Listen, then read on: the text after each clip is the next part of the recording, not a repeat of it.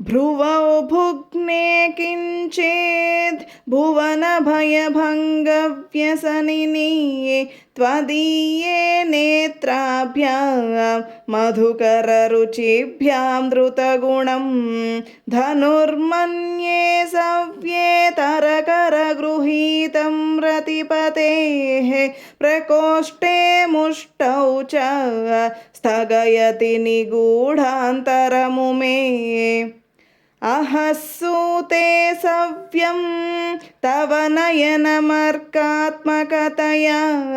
त्रिया मां वामं ते सृजति रजनीनायकतया तृतीया ते दृष्टिर्दरदलितहेमाम्बुजरुचिः समाधत्ते सन्ध्यां दिवसनिशयोरन्तरचरीम् विशाला कल्याणी स्फुटरुचिरयोध्याकुवलयैः कृपाधारा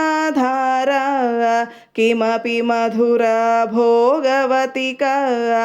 अवन्ती दृष्टिस्ते बहुनगरविस्तारविजया ध्रुवं तन्नाम व्यवहरणयोग्या विजयते कवीनां सन्दर्भस्तबकमकरन्दैकरसिकं कटाक्षव्याक्षेप भ्रमरकलभौ कर्णयुगळम् अमुञ्चन्तौ दृष्ट्वा तव नवरसास्वादतरलौ